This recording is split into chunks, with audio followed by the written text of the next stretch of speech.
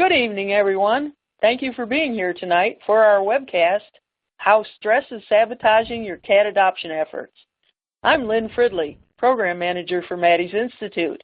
Our speaker tonight is Dr. Sheila D'Arpino, Director of Research for Maddie's Fund, where her aim is to develop and support research that increases pet adoptions from rescue groups and shelters and improves pet well-being. After graduating, Dr. D'Arpino worked in general practice, emergency medicine, and as a shelter veterinarian. In 2005, she graduated from Maddie's Shelter Medicine program at UC Davis, becoming the first in the nation to complete a 3-year postgraduate behavior specialty program with an emphasis on shelter animals and shelter behavior programs. Before we start, let's talk about a few housekeeping items. Please take a look at the left side of your screen where you'll see a Q&A window. That's where you'll ask questions during the presentation. We urge you to get those questions in early because Dr. D'Arpino will address them periodically throughout the presentation. If you need help with your connection during the presentation, you can click the Help widget at the bottom of your screen. The green File widget contains the presentation handout and a printable certificate of attendance for people attending this live event. So be sure to download, save, and print. Dr. D'Arpino, thanks for being here with us tonight. Thank you so much, Lynn. I'm very excited to be here talking about cat stress. Tonight we're going to be talking about and learning about stress and how it impacts disease, welfare, and adoptions. We're not going to be talking about enrichment and resolving stress in this webcast. We might talk about it a tiny bit, but not to a great degree. So I want to make sure you know what you're getting into tonight. A webcast about enrichment will be covered in the future, so please stay tuned for that. I'm going to start by sharing the agenda with you. So as you can see, stress, stress, stress. That's what we're talking about today. Stress impacts our adoptions. That's why we're all here, right? And there are two really significant ways that stress impacts our adoptions that I'm going to focus on tonight. The first is the influence of stress on feline physical health, which we're going to talk about now.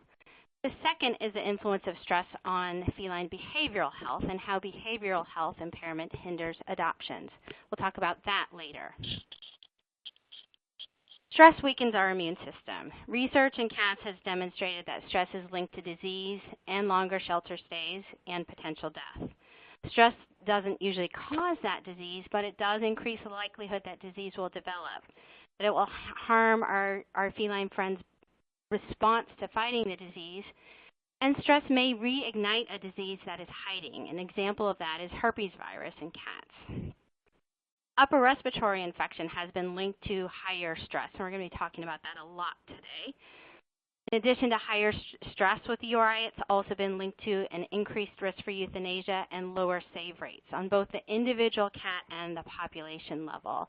This is based on some research done back in 2001 and 2005. Dr. Nadine Gurkow spent time at the British Columbia SPCA studying the impact of stress on URI, welfare, and adoption. Her work there, reducing cat stress, resulted in 30% more cat adoptions and 15% less URI. So I hope that alone is a convincing reason to learn about cat stress and why we need to reduce it. But we're going to talk about it a lot more tonight. We're going to kick this off with 2 polls, asking you what you think about the stress levels of cats in shelters and then the stress levels of cats in homes. In foster homes. So shelters versus foster homes. I think we have a poll here. Okay, so in general, how much stress do you feel healthy cats experience when in a shelter? Please answer on your screen. No stress, low levels of stress, moderate levels of stress, high levels of stress, or not sure. So in general, how much stress do you feel healthy cats experience when in a shelter? Please answer on your screen, and we'll check the results here in a second. And so here we go. Oh, Dr. D'Arpino, look at those results.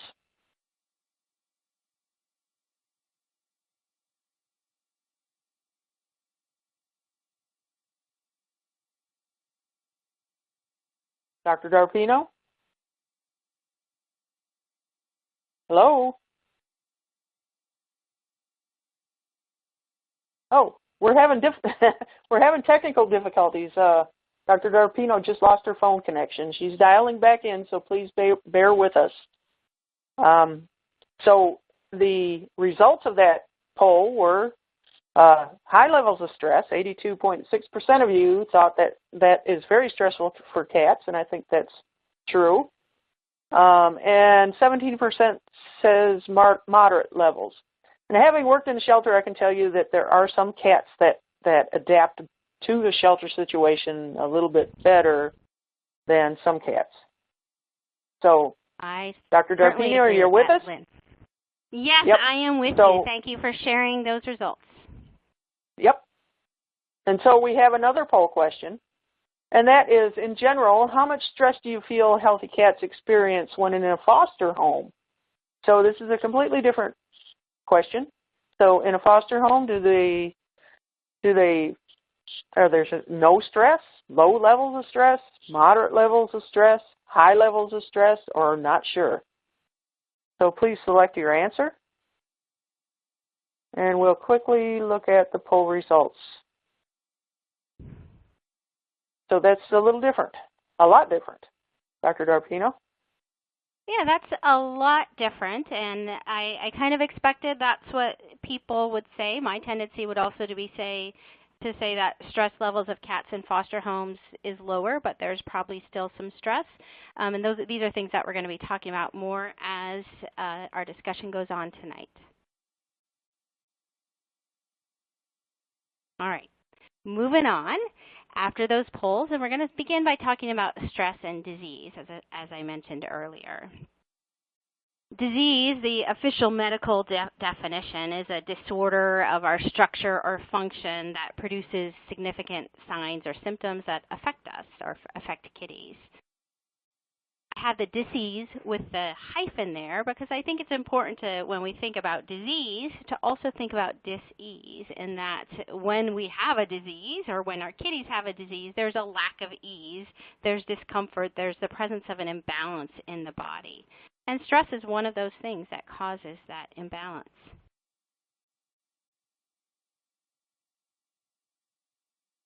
So what is stress? Let's take a step back and talk about that.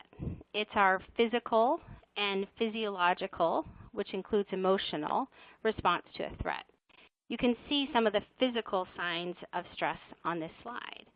It's what mobilizes a cat's resources to keep them alive when they are exposed to a significant stressor. That's the short version of what stress is. Next, we're going to watch a video of a cat and talk about stress. Watch this video. You will see a cat with a poorly enriched environment who is huddling in the far back corner of her cage initially, showing feigned or faking sleep. Cats who do this might look relaxed, but they aren't. They are stressed. How do we know that in Kansas, this cat we're going to be watching? We're also going to see other signs of stress in her. She has dilated pupils. She's vocalizing. She's licking her lips. All of those can be signs of stress. So let's go ahead and watch the video.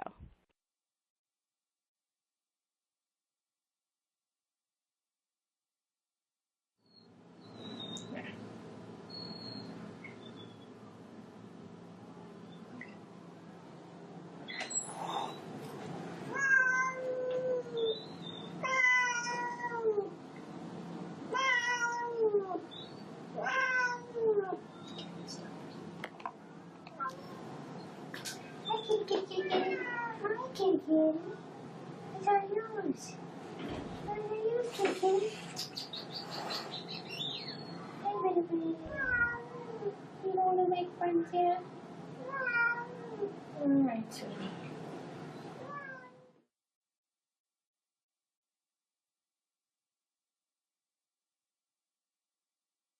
So I hope that you all could see the signs of stress that I was talking about in our kitty Kansas. I'm going to do a pulse check here, and what that means is you should see a green check or a green thumbs up or a red thumbs up thumbs down. If you saw those signs of stress in Kansas, please give us a thumbs up. If you're not so sure, let's give a thumbs down. So if you can enter your feelings about whether you can see and understand that she's stressed, great. And it looks like, of everybody who's answering, we have a couple people who are a little unsure. If you do have trouble seeing the signs, I encourage you to watch the video again once this webcast is available on demand, or watch other webcasts about understanding cat body language. It's really, really important, especially because this is a more obviously stressed cat, and most cats won't be quite this obvious.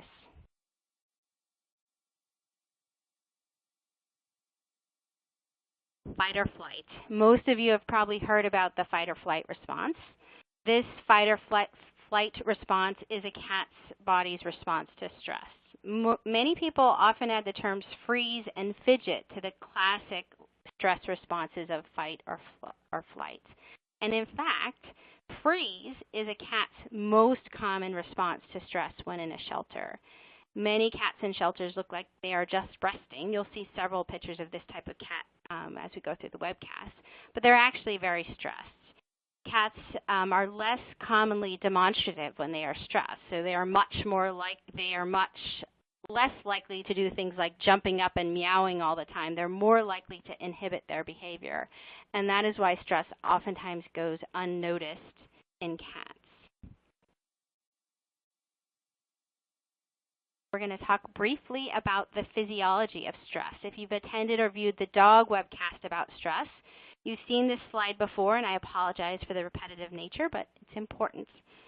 Stress activates two major systems in the body. It activates lots of things, but two major symptoms: the sympathetic nervous system and the pituitary adrenal system. The sympathetic nervous system mobilizes our body to produce adrenaline and noradrenaline, or epinephrine and norepinephrine. You've probably heard about adrenaline. This is what comes surging into our system when we're super, super stressed or scared or even excited about something. And it increases our heart rate, it increases our breathing rate and our blood pressure so that we can produce energy to respond to that stressful event. So that's the sympathetic nervous system and the main way it works. The pituitary adrenal system sends signals to the adrenal glands, which sit right on top of the kidneys, and cause the release of cortisol, which is the same as you may have heard the word corticosteroid. And cortisol also mobilizes the body to produce energy on a slightly longer term scenario, and it moves resources away from other areas of the body like our immune system. Cortisol is oftentimes known as the stress hormone. In people, cortisol and stress are linked to all of the factors that you can see here on the screen. We've also found many links in other species between stress, physical health, and mental health. Cortisol inhibits or weakens our immune system, which is the biggest reason why it's linked to so many issues.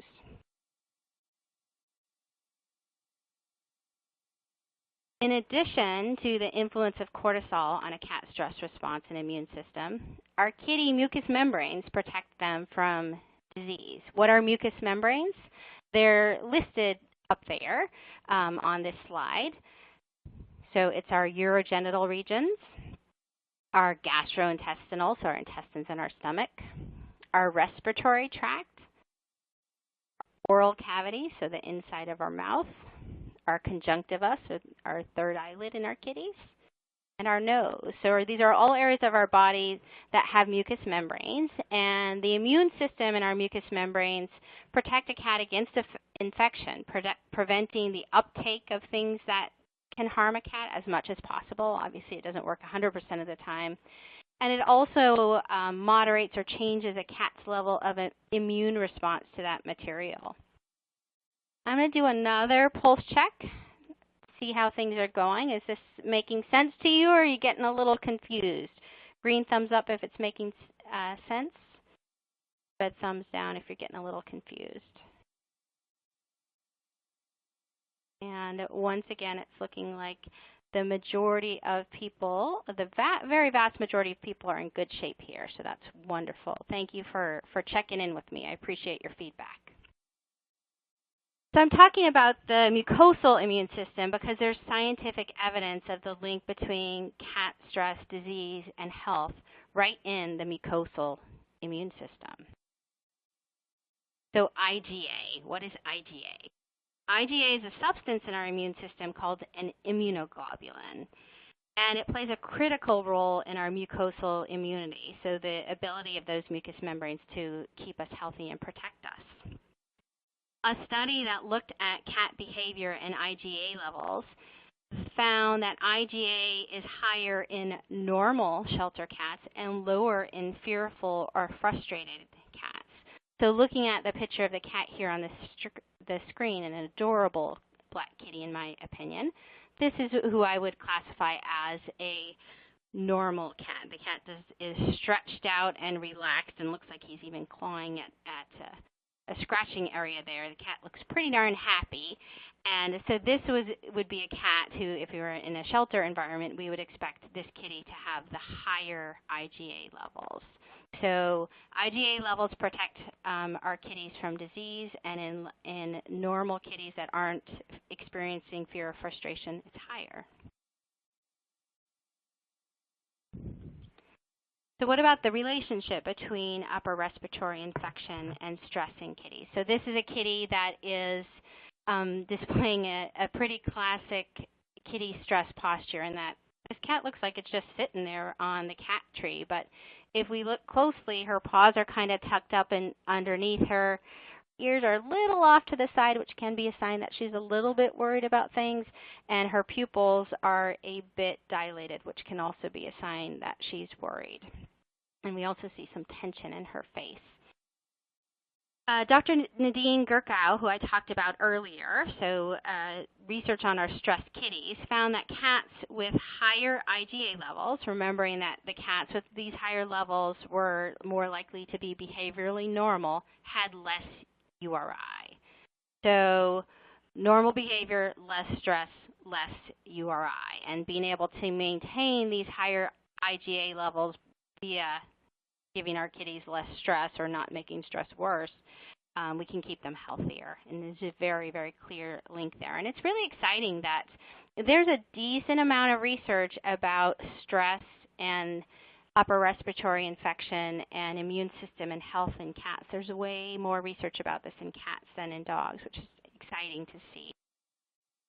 Another example of the relationship between upper respiratory infection and stress is herpes virus. So herpes virus is a virus that once you've been exposed to it, it's with you forever. You can't get rid of it, and it might reappear in times of stress.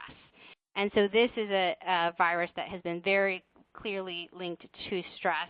Cats get herpes virus as a type of upper respiratory virus, and just the process of going into a shelter, they may not actually be exposed to the disease, but going into the shelter, if they had been exposed to it when they were younger, can result in them getting sick again because of the exposure to stress. So how are we doing now? I'm going to check in again. Are things still pretty clear, or are we feeling not so good about things?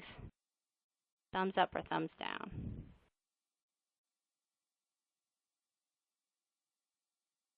All right, well, it's looking like we're still in excellent shape unless the people who aren't feeling good about things aren't answering, and I hope that's not the case.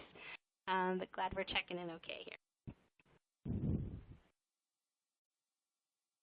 Hopefully, you understand why and how stress weakens a cat's immune system. I think that you do based on your responses to this pulse check, which I'm going to close out now. Everyone's saying that they understand. Sounds like we all understand that, and so the next thing that we're going to be talking about is what causes stress. However, I want to talk about one other factor related to stress and disease, and that is how we handle our cats when they are sick. We traditionally handle cats in ways that can be very stressful to them. I remember when I first became a vet tech, I was taught that scruffing a cat was not a overly mean or aggressive thing to do to cats, because that's how their mothers carry them. But the way we scruff a cat for handling and procedures is very different than how their mother carries them from place to place when they're a tiny kitten. And the way we handle our kitties in our shelters can significantly impact their stress levels. I'm not going to talk about that in any more detail right now, although I certainly could, but I am going to recommend a book by the wonderful Dr. Sophia Yin, Low Stress Handling, Restraint, and Behavior Modification of Dogs and Cats. This is a book that I strongly recommend for anybody who has an interest in reducing cat stress, which I'm guessing is everybody who's here tonight. It's a great book and a great resource. I want to circle back to stress and adoptions. I hope it's clear that stress increases the likelihood that cats will get sick in shelters. Stressed and sick cats are less likely to leave shelters alive. If we didn't feel that anecdotally, we certainly have research that proves that as well at this point in time. The influence of stress on disease is a major reason why cats don't get adopted in many shelters and why we're all here today. The more we know about it, the more we understand it, the more we understand the factors that cause it, the more we can do our best to help change that. It looks like we have another poll. Yes, another poll question. Stress in shelter cats has been linked via research to aggression, weight gain, occurrence of diarrhea, occurrence of upper respiratory infection, all of the above, or not sure. So please answer on your screen. Stress in shelter cats has been linked via research to aggression, weight gain, occurrence of diarrhea, occurrence of upper respiratory infection, all of the above, or not sure. So let's take a look at the results. I think your audience is right with you, Dr. D'Arpino. So we have the majority of people saying that stress has been linked via research to all of the above. And it's a bit of a trick question because what I've talked about thus far in this lecture was the link between upper respiratory infection, and we have very clear linkage via research about the link between stress and upper respiratory infection. I agree with everyone who put all of the above, if we're not talking about research, that there is less clear research evidence about the link between stress and aggression, weight gain, and diarrhea.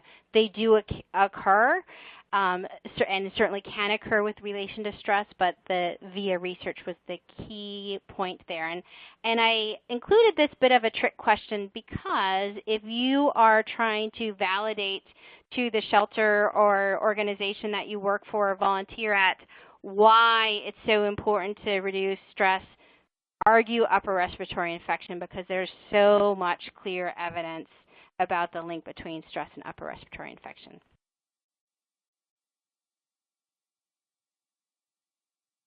All right, and I think we're going to take our first break for questions if we have any.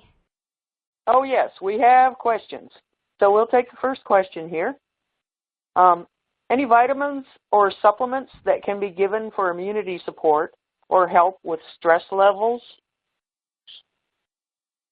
That is an excellent question and one that unfortunately I do not have a good answer for. There historically has been some research looking at stress and what can help cats, and there was some initial promise for some things, but I don't know of anything, and this is not my primary area of interest, so there may be something out there that I don't know of, but I know that via research there's nothing that is proven to be significantly likely to help, but there's lots of things that we can try, and keeping our cats healthy and giving them a good diet is certainly, nutrition is so important to health and reducing stress. So I recommend a good nutritionally complete diet that they will eat is my primary recommendation. And I don't recommend supplements unless we have a specific issue to use those supplements for. Thank you. Here's another really good question. Do you think putting portholes in cages really helps lower stress in cats in shelters? Isn't a cage still a cage and still stressful? Oh, goodness, what a wonderful question. An excellent question, because this is one we could spend hours debating, in my opinion, and that I feel that putting portholes in a cage does lower stress, because we know that having to live with your toilet right next to your food, right next to your sleeping quarters, we know that that is a factor that causes stress in cats. And being able to separate those by adding portholes is certainly likely to reduce the stress. But isn't a cage still a cage and still stressful? I agree with whoever asked that question that yes, it is still a cage and still stressful, but portholes help. And when we're in an environment, so my personal view is that whenever we can, we want to get cats into foster homes and into environments that are less stressful for them.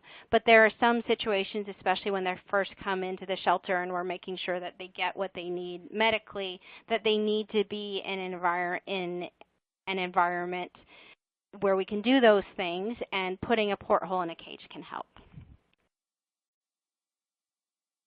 Thank you. Here's our next question.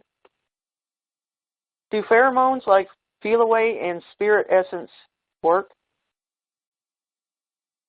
I'm assuming that spirit essences are flower essences. I'm not familiar with the name spirit essences. I'm assuming it's flower essences. Feel away, some studies have shown that it does reduce anxiety, but when meta-analysis was done looking at all the feel away research, it's questionable whether feel away actually helps. So I'm someone who recommends that feel away isn't going to hurt, and flower essences aren't going to hurt. But there is, I haven't seen any scientific evidence that flower essences work, and I did do a research project on them when I was in vet school, and the same for feel away. Thank you. What do you think of Calm Diet by Royal Canin? The Calm Diet by Royal Canin has special ingredients in it to hopefully increase calmness in dogs. As far as I'm aware, the Calm Diet by Royal Canin is not available for cats, but I haven't paid attention to that diet in the past couple months. I should have before this lecture. But as far as I'm aware, it's only available for dogs, and there is some evidence that it can help to reduce dog stress.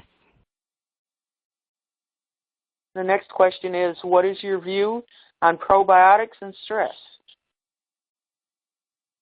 My view on probiotics and stress, and this is my personal opinion based on what I have read and learned over the years, is that probiotics can help. Our gastrointestinal system is very closely linked with our brain, and our brain is obviously what responds to stressful circumstances. So the more our normal bacteria in our intestinal system can get very upset by significant stress, and sometimes we don't even notice it, but it's still happening, and that's an area where probiotics could potentially help. I don't know of research on this for cats particularly, but a great topic. And I did just get some information that Calm Diet is now available for cats, so that's great news. And it's certainly something I would consider trying on a case-by-case basis to see if it helps individual and particular cats. And then if you're seeing that, so going back to Calm Diet here, so if you're seeing that it is helping, then consider trying it on a larger scale, because obviously it is a diet that's going to be more expensive than a traditional diet. So let's take one more question, Dr. D'Arpino, and then move on. There's several more, but we'll try to get to those at the end. So here's the last question for this section. When a cat is panicked, what happens to its olfactory system? Can it smell scents well, or does the olfactory senses shut down? That is an excellent question, and one that I don't know the answer to. I can give you my answer based on my anecdotal experience. Anecdotal experience that when I am observing dogs and cats, I'm observing everything about them, and that includes whether the little nose is twitching because they're intensely sniffing something in their environment. And my experience is that highly stressed animals are not making efforts to smell things. They are making efforts to escape that significant stress and get away from it. Is the experience of being in a shelter shutting down their olfactory system? I would guess no. I would guess that it's not completely shutting it down, but it could be. And that actually might be a good thing if the smells in that environment were not so good. But I think that's an excellent point and an excellent question. Some really excellent and thought-provoking questions. Thank you all for these great questions. All right, and we're going to move on and jump into our next section talking about stress and welfare and factors that cause stress with this adorable but scared kitty with the big dilated pupils. Welfare is important. While a little bit of stress is a good thing and keeps a cat's immune system healthy, so little bits of stress keep us healthy. It keeps our immune system working and protecting us against bad things. But lots of stress is harmful. Harmful because it makes us more susceptible to disease, as we talked about earlier, but it also harms a cat's welfare. And feline welfare should be, and I know is, important to all of us. I often like to think about things pretty simplistically, and this is a really simple graphic. Bad experiences harm feline welfare, and stress is one potentially bad experience. Good experiences, petting is one example. Petting a kitty is one example. That is a good experience for most kitties. Will improve welfare. So our goal is to influence this balance so that we can impact welfare. So to reduce that bad stress and increase the good. Because if all we're doing is getting rid of the bad and not adding anything good, you still might not have a great existence. So let's talk about what that bad is so that we know what we need to decrease. You may find it useful to think about factors that impact our kitties as macro and micro factors. Micro factors affect the individual and are direct.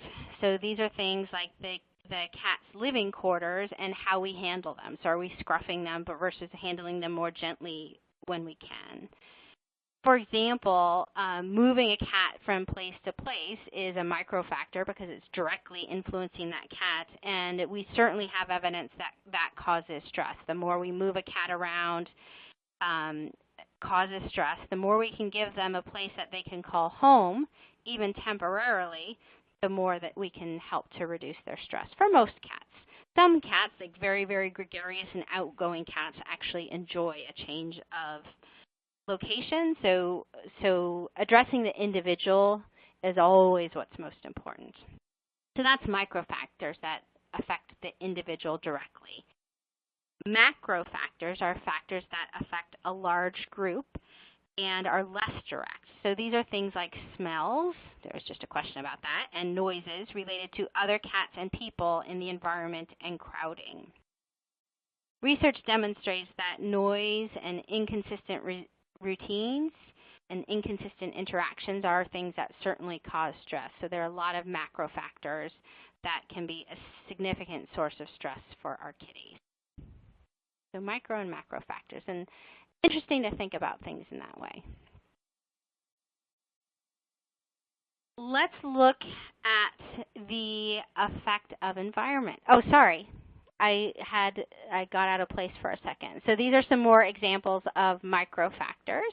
So the cat on the right is a kitty who's at an adoption event, and he's a very friendly kitty, but he's not that comfortable with strangers and didn't want to be picked up very much. And this kitty, Milo, at this point in time is very, very stressed by that direct interaction, and that's a micro factor, as well as this kitty being scruffed by people in strange outfits on the left.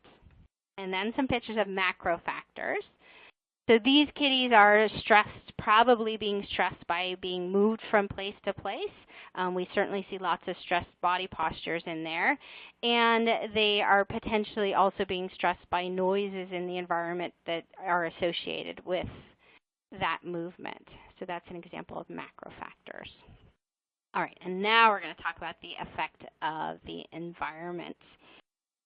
So let's talk about the effect of living with other cats versus living alone, and single versus group housing.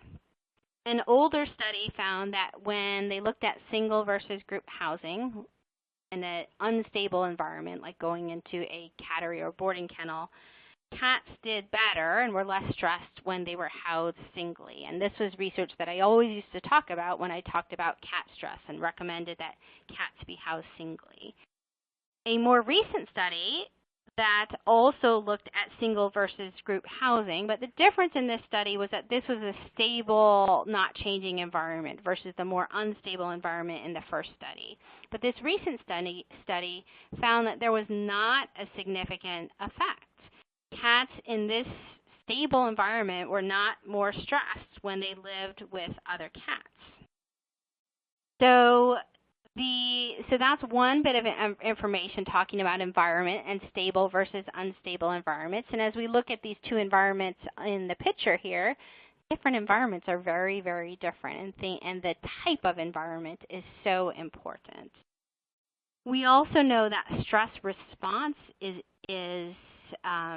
influenced. So how they respond to that stress is changed in a stable versus unstable environment. So in a stable environment, one study looked at stress after an aggressive encounter, and in a stable environment that lasted less than 1 minute. However, when we're talking about a shelter environment, and especially with behavior evaluations, it takes an average of 3 days for that stress to increase, and we know for some cats it's even much longer. So probably a slightly less stressful stimuli, a behavior assessment, than an aggressive encounter, but we could certainly argue that. And a much longer recovery from that stress. So stable versus unstable environments are certainly an important issue. You might ask, what is considered stable? So a stable environment is one that I would consider an environment where there's not a lot of different cats coming in and out, so it's the same group of cats, it's the same household, it's approximately the same routine. So it's an environment where there is not a lot of change is what I would consider a stable environment. I'm going to do a quick pulse check here and see how everybody's doing. Feel good or starting to get a little bit muddy here? And so what does this all tell us? It's, number one, it tells me that we need more research because single versus group housing might not be the most significant factor. We have different studies telling us different things. And it may be that another factor, like a stable versus unstable environment and changes in group and inconsistent routines, that is actually the bigger factor, and that we know that everything can cause stress, but that stable environment is one of the most important things to try to provide. It's also one of the most challenging things to provide in a shelter environment or at foster homes, even when there's lots of changes. But I think it is important that it's something that we need to minimize. So thanks for answering that pulse check. For those of you who are watching the webcast live, if you're watching it on demand, you won't be able to see them. And it looks like we have a very small number of people who are a little bit worried. I encourage you to write down questions if you have them and ask them if things aren't making sense to you. What about the influence of a shelter versus a foster home? And so we asked about this at the beginning of this webcast, and I'm a huge fan of foster homes, but despite that, my answer is stress and shelter versus foster home is it depends. There is certainly evidence that shelters are stressful and not an ideal environment for the purposes of maintaining cat health. But we don't have a whole lot of information about foster homes, and it probably depends on many different factors. If that cat in a foster home is in a foster home with a dog who wants to kill it every time it sees it, that's going to be a very stressful experience.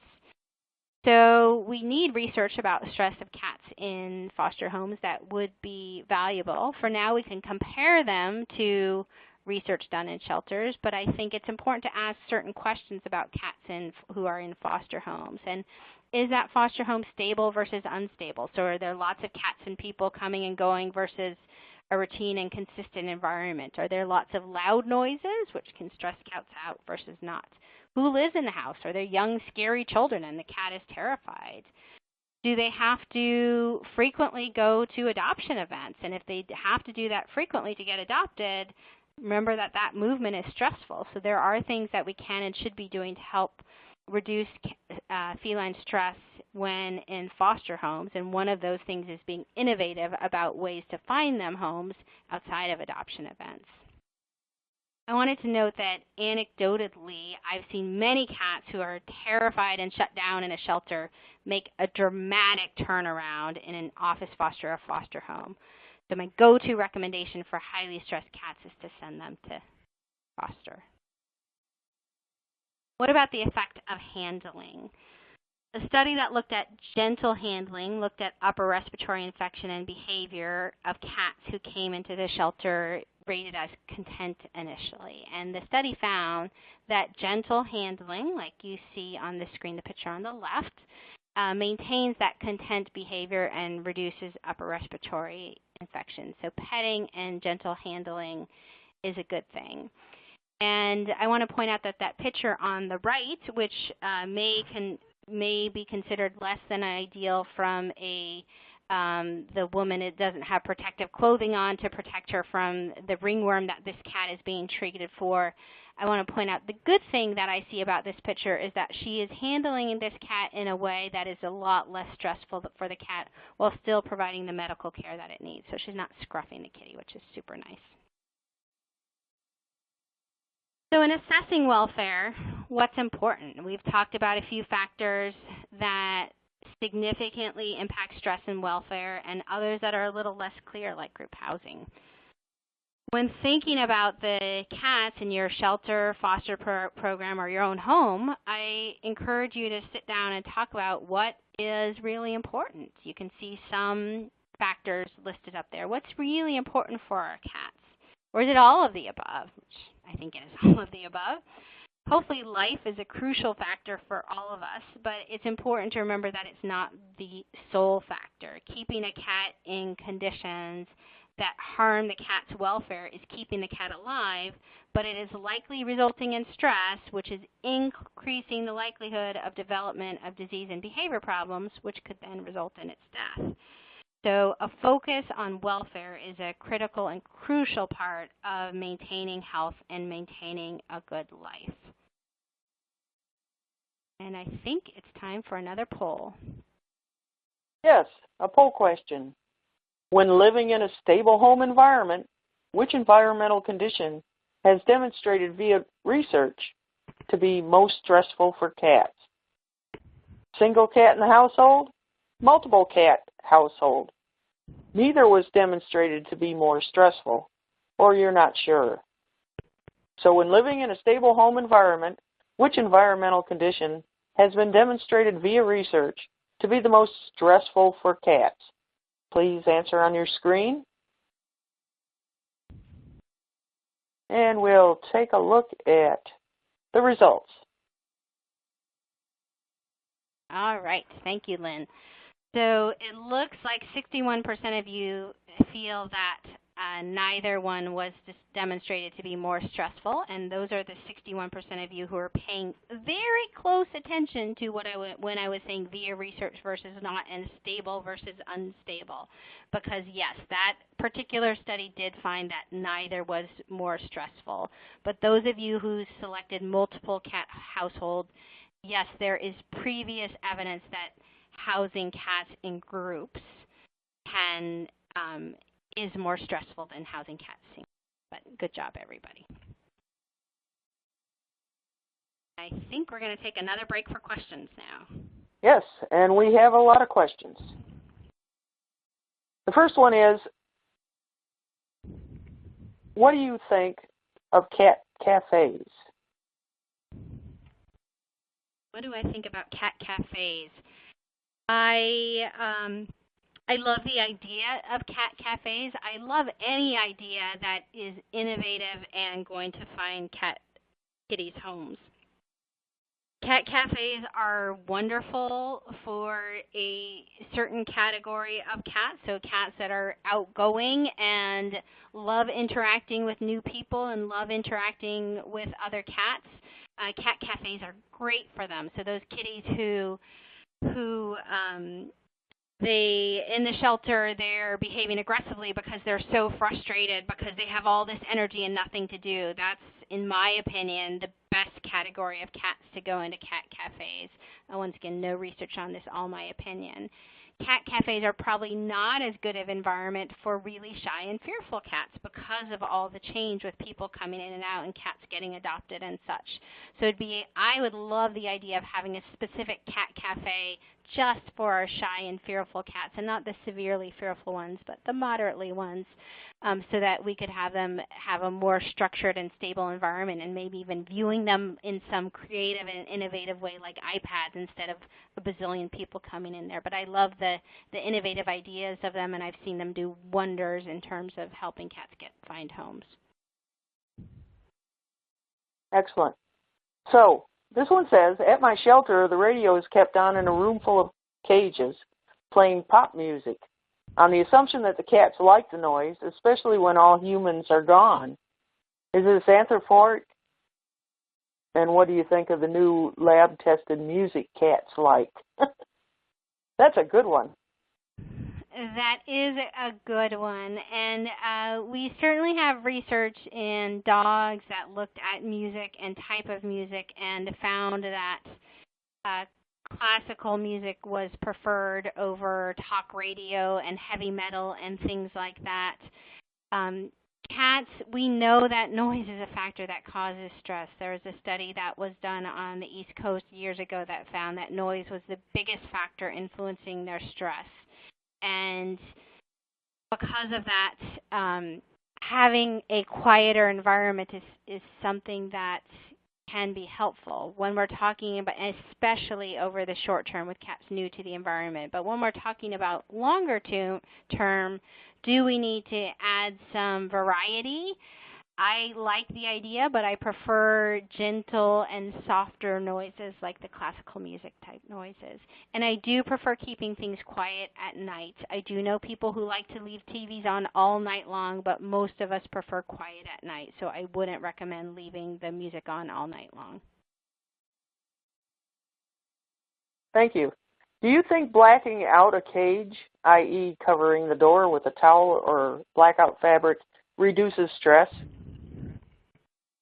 That's an excellent question, and one that I would love to do some research on. On the one hand, it's reducing visual stimuli, and when we're really stressed, all this stimuli is coming at us, and it can increase our stress. So reducing stimuli can potentially reduce stress. But is it more stressful to know that there's all these scary noises out there and you can't actually see what it is? Is it more stressful to be put in essentially solitary confinement where you have no visual stimuli at all? I really don't know. At this point in time, I do agree with the technique of reducing visual stimuli because anecdotally I've seen it help, but I think it's an excellent question and one that I would love to see some research related to. The next question is, do you think catnip does anything for stress and anxiety? My goodness, so many good questions. Catnip is a very controversial issue. Some people feel that giving kitties catnip is giving them marijuana, and we all have differing views about marijuana. And do I think it does something for stress and anxiety? I've certainly seen not all cats can respond to catnip. A cat has to be genetically able to respond. Some cats just can't. But of the cats that respond to catnip, my opinion that they look a whole lot happier when exposed to it. And if we're happy, if we're engaging in pleasurable activities, that increases the good experiences, right? So yes, I do think it is something that can be done to relieve stress and anxiety. What are some of your favorite options for hidey boxes or spaces? Favorite options for hidey boxes. I've never met a hidey box that I didn't like. I think any hidey box option is a good option. Anything that is going to allow a cat to hide completely so that it can't be seen is something that I strongly advocate for. And some people argue I don't want them to be able to hide completely because adopters won't see them. But if they can't hide completely, they're still going to be hiding in the back of the cage, and the adopters probably aren't going to be interested in them. So a type of hiding environment where they can be completely hidden and have something comfortable to rest on inside of it is my preference. How does a kitten in a shelter experience stress versus an adult cat? That's a great question, and another topic that I would love to see us do some research on. Anecdotally, I would say that it depends because, so if we're talking about kitties housed singly, a kitten who's housed alone, I have seen be a whole lot more stressed than an adult cat housed alone. A kitten who's housed with litter mates, in general, younger beings tend to be more adaptive in our responses to stress than older kitties because as we get older, we get a little more set in our ways and we like our structure and our routine a little bit better. But so it depends on the circumstance, single versus group housing and age. They're all factors.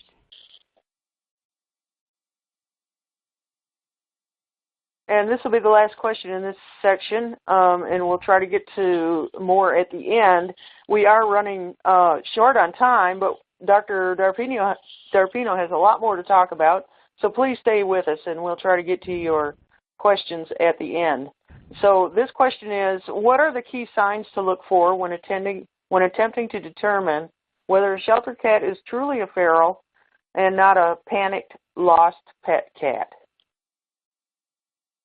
The bottom line answer to that is it can be really, really difficult to tell, but the ASPCA has done some wonderful research on feral versus not and some key signs that we can look at to determine over time whether a cat is feral versus not. And I very strongly encourage you to go to the ASPCA website and view the webcast and the materials that they've developed on feral versus friendly because it's great material and really, really important for us to know in terms of whether a cat needs to be re-released versus just wait or put it in a foster home.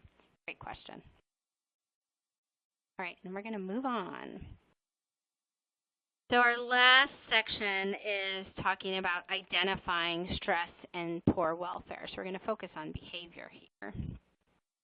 So stress affects behavior. There is no if, there is only how. Those words are there to illustrate the point that when it comes to shelter cats and cats who are exposed to significant amounts of stress, whether they're in a shelter or a foster home or something else, we shouldn't be asking whether they are stressed because the vast majority will be stressed. We should be asking how significant is their stress, and it's how it's impacting their behavior. All three cats on this slide are experiencing stress, but some are more stressed than others. The paws huddled up underneath you is a frequent sign of stress of kitties in shelters. We see dilated pupils. We see the cat in the upper left. We can see that cat is stressed. That kitty has dilated pupils. But we also see signs that cat is a little less. That cat's paws are out in front of him, and it looks like he might be arching his back up a little bit, enjoying that petting from a person.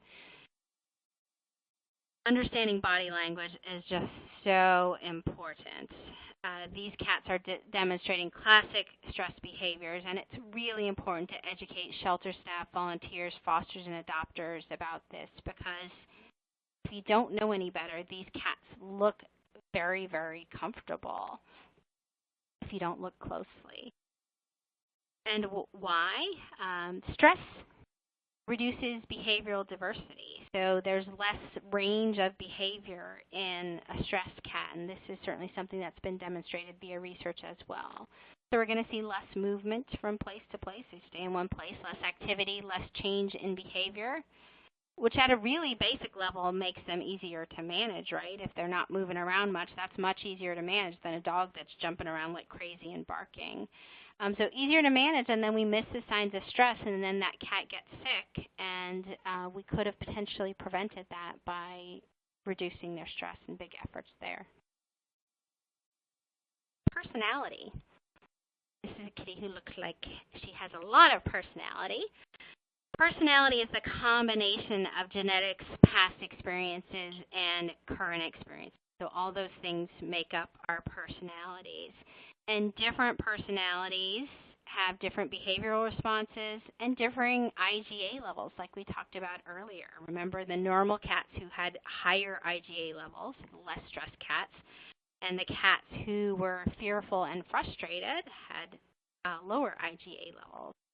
And so different personalities, it affects our immune systems, and it also affects a cat's response to our efforts to care for them. We're going to talk about environmental factors again, because environmental factors shape our personality and our response to stress.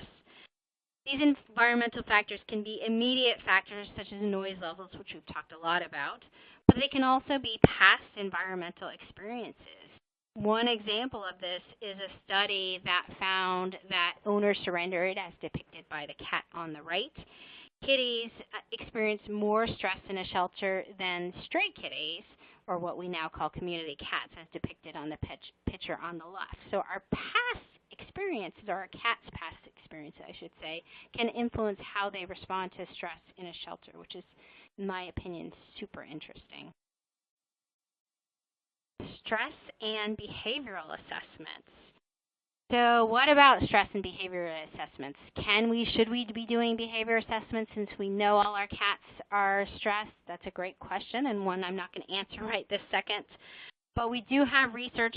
Previously we had research in dogs, but we now have research in cats that says it takes cats on average 3 days to acclimate to the shelter environment, and so it is advised that we wait 3 days for their stress to decrease a little bit before doing behavior assessment, but acknowledging that some cats take much longer, and giving them time and respecting how they're feeling and giving them an environment where they can recover is super, super important.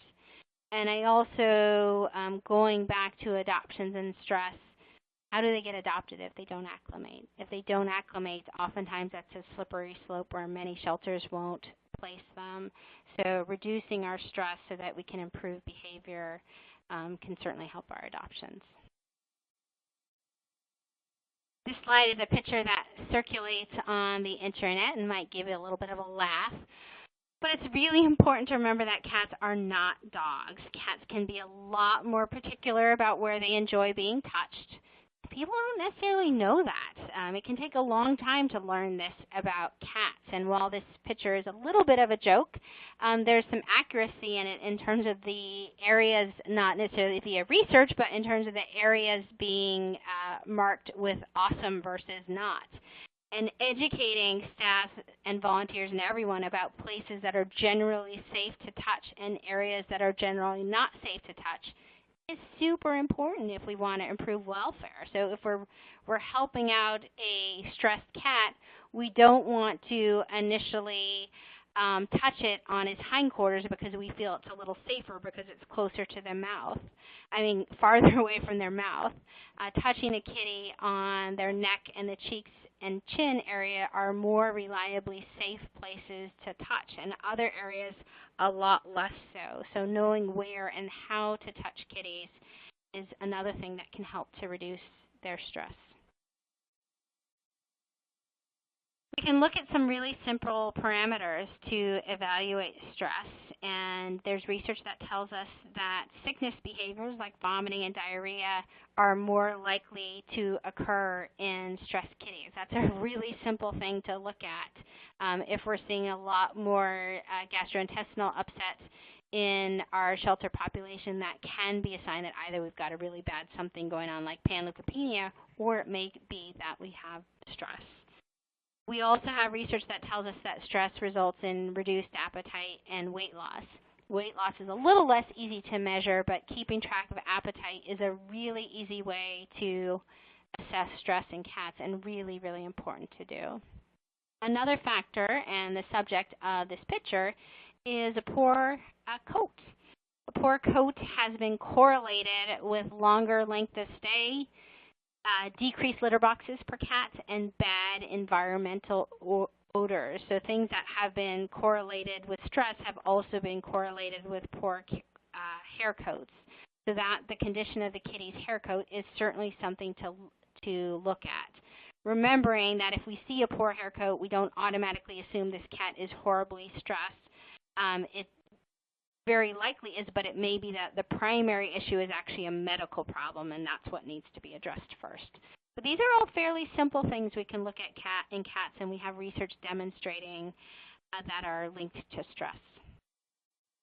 What about recognizing signs of stress in populations of cats, whole shelter stress? There are a lot of things you can look at, but there are things that we should probably focus on. Environmental factors, as we've discussed previously, the macro and micro factors. Physical health, so are the cats sick? Are they eating, drinking, all the things that I just talked about in the last slide? Are they losing weight or gaining weight with long-term stays? And we want to look at behavioral health. What are the cats doing? Do you see them expressing normal behaviors versus not? Are they adapting to their environment versus not? And when looking at the whole population, don't forget the individual. Remember that even in pretty darn poor conditions, some cats might adapt and do pretty well, but others will be horribly effective. And we remember that all are deserving of help. Just because if a cat copes with stress better doesn't necessarily mean that he enjoys it. So,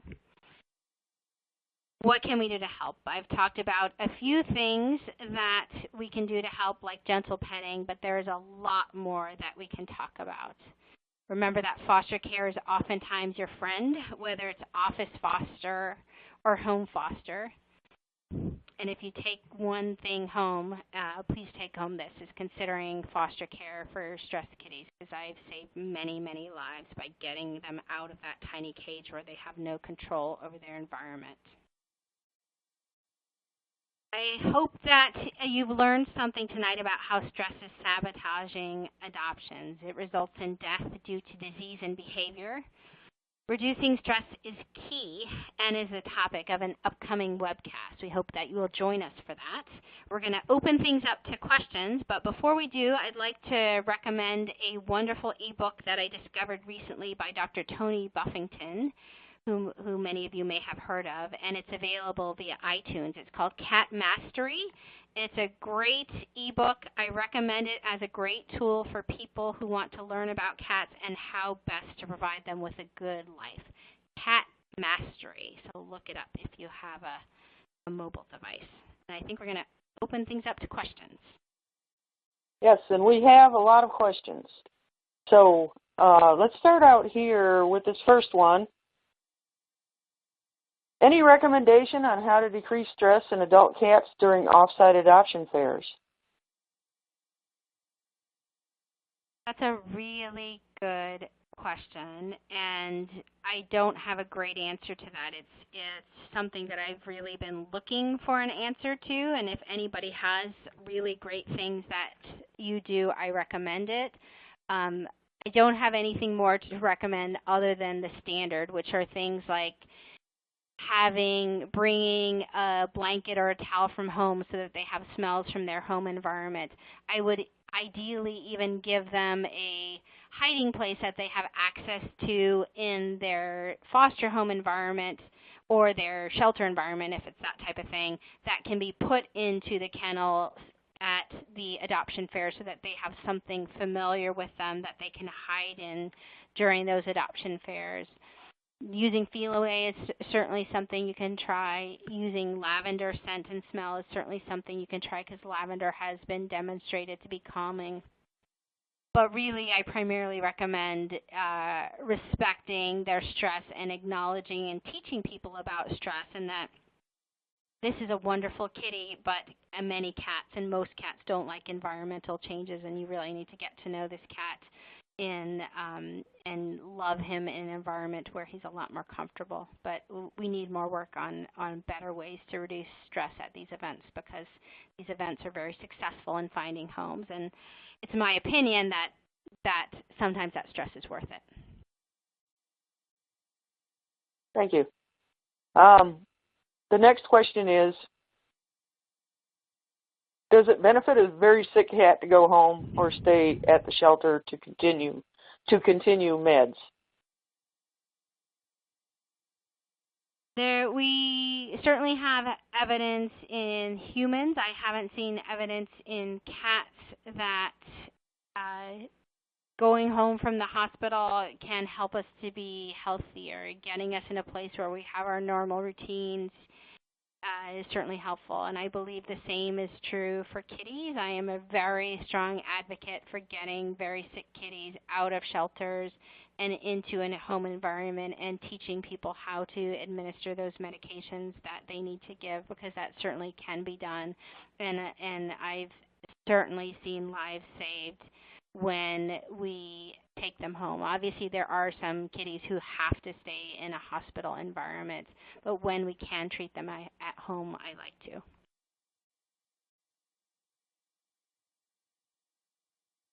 Okay, thank you. Any suggestions for lowering stress for kittens with ringworm that need lime sulfur dips twice a week?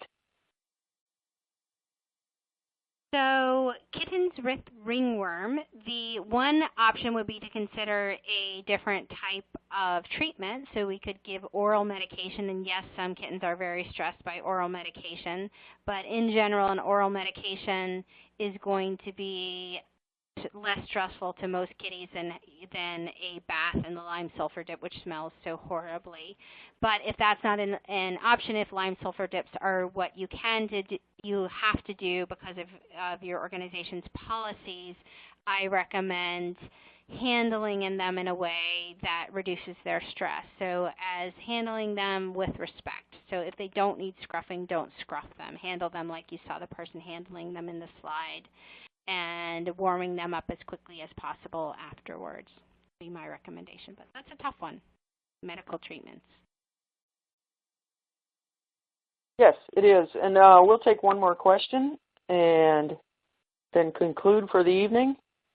And it is, we roll around a TV in our cat room and play a cat DVD that shows birds, nature, kittens playing, etc. Do you think this is helpful for them? Another excellent question. So for short-term stays, noises and things like that even if it's potentially a pleasant noise, can certainly be stressful for many cats.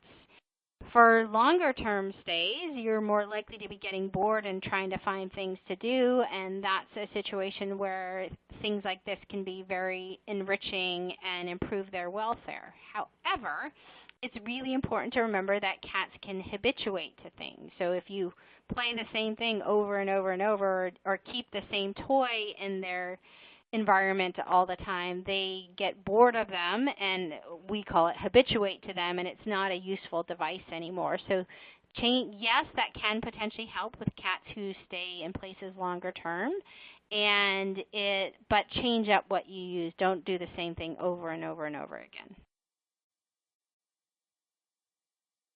Thank you, Dr. D'Arpino. That was a very good lecture. I really enjoyed it, and I think the audience probably learned a great deal. So that's the end of our event tonight. We want to thank Dr. D'Arpino and all of you for your time. We invite you to take a few minutes to complete our survey. Your feedback is important to us. Click on the link on your screen. If for some reason you don't see the link, it is also in the resource file. The link will be mailed to you in a few days. This webcast will be available on demand shortly, and we hope you'll share this presentation with your colleagues and on your social sites.